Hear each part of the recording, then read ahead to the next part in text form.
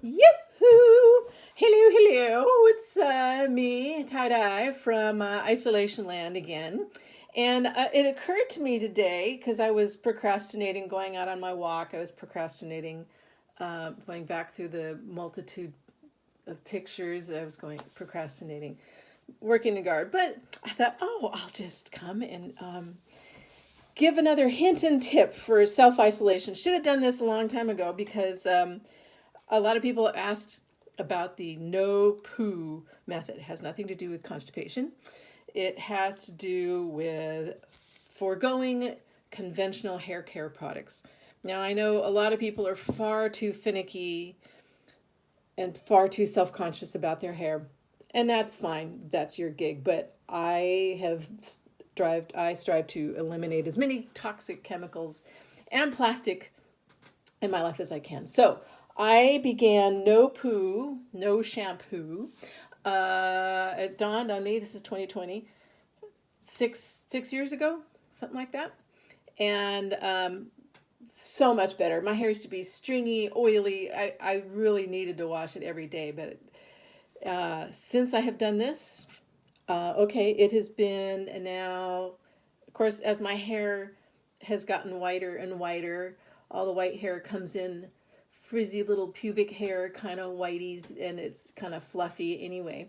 But this has been probably almost a week since I washed it, and it's still really quite soft. So when want to pet my pussies, I mean, when my kitties are not around, I can just pet myself. But anyway, but I need to go out for a walk, and after that I need to come and do a shower because I've been starting to self-distance with myself. I mean, I dab the dark parts, but when a dab will not do you, then it's time to shower. So my stuff, the last time I ever went in for a professional hair trim, I came into this jar, and it looks kind of like placenta, kind of gooey.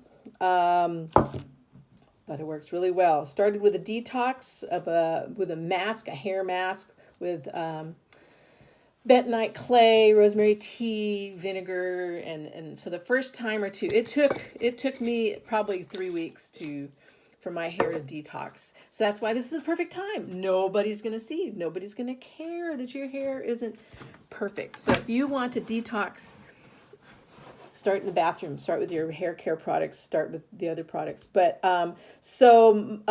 things to know. There's a lot of really good websites.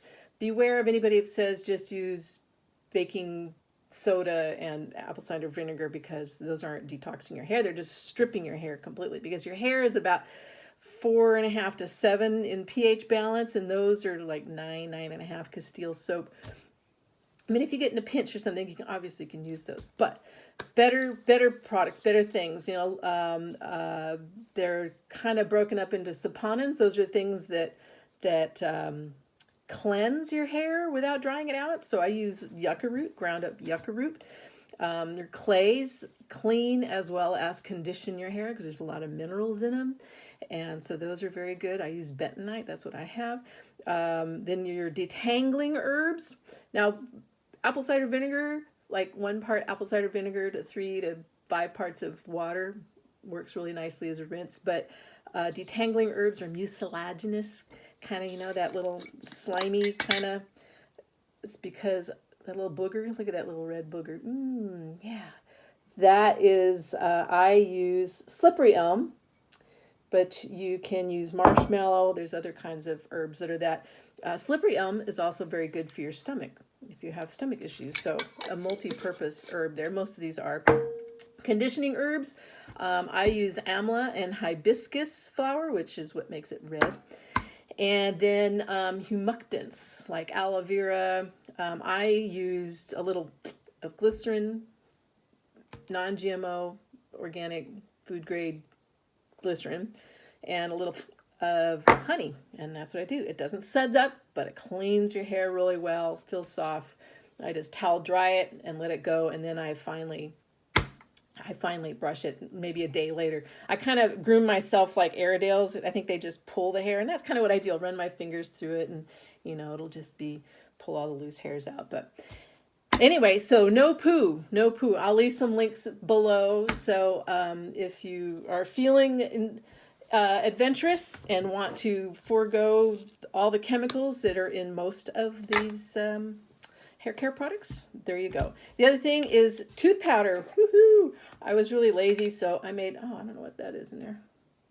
Oh, I think it's a mint stem. Anyway, I make this little powder. Poof, you can see it there. I had very sensitive teeth because my gums have receded so much, and it's just hereditary. But anyway, so I started making my own tooth powder years and years and years ago. I also started making my own deodorant with like shea butter, coconut oil, diatomaceous earth, or baking soda, or arrowroot. Some people respond poorly to baking soda, but there's all kinds of recipes out there for that too. But my sensitive tooth powder recipe is I use calcium carbonate powder. Actually, this time I just used, it has vitamin D and magnesium because I got the little capsules and just kind of open them up. But you can get it in you can get it in bulk.